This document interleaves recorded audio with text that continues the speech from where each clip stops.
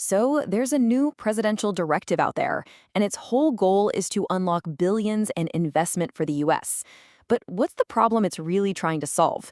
And how is it supposed to work? Well, let's break it all down. All right, here's what we're going to cover. First, we'll look at the directive itself. Then, we're going to dive into what's being called the billion-dollar bottleneck.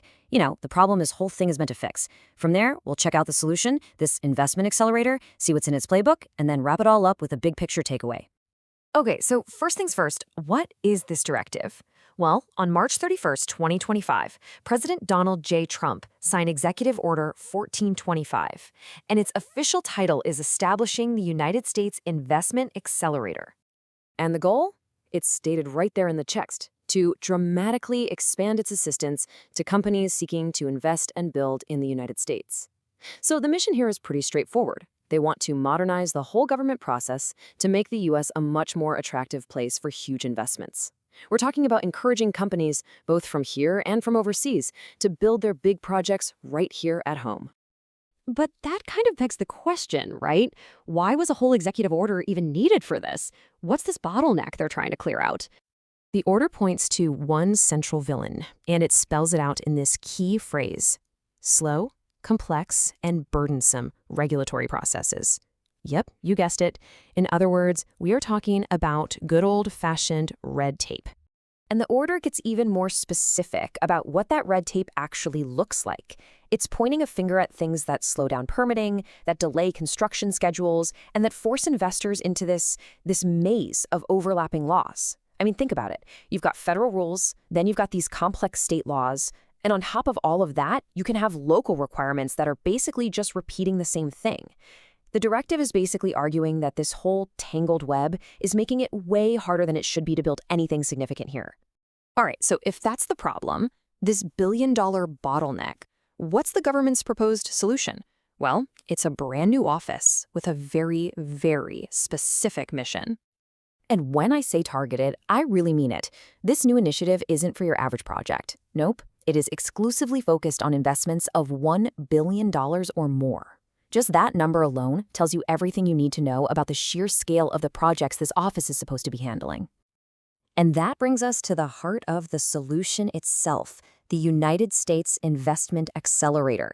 It's a new office, and it's going to be housed within the Department of Commerce, created for one single purpose: to fast-track these absolutely massive investment projects. And listen to this. There's a real sense of urgency baked right into the order.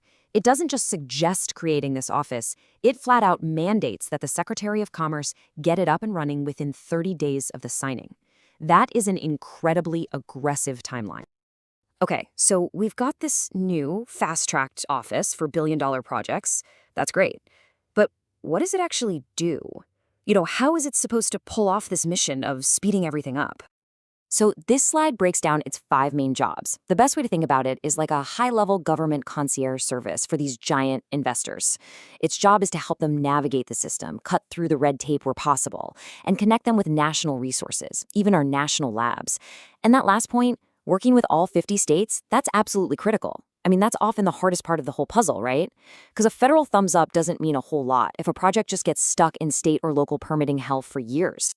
The order also gives the accelerator another big job. It's going to be responsible for the CHIPS program office.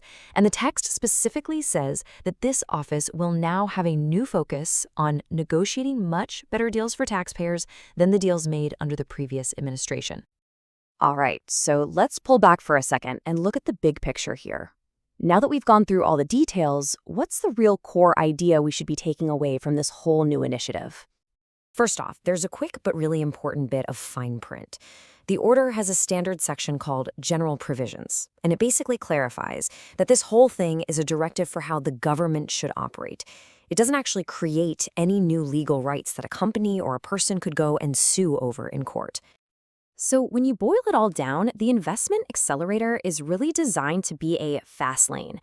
It's an attempt to create this special, high-priority path for huge economic projects so they can cut through all those layers of regulatory complexity and get a green light much, much faster. And that really leaves us with one final big question to think about. The goal is crystal clear: attract and speed up these massive investments. But the challenge? Well, it's immense.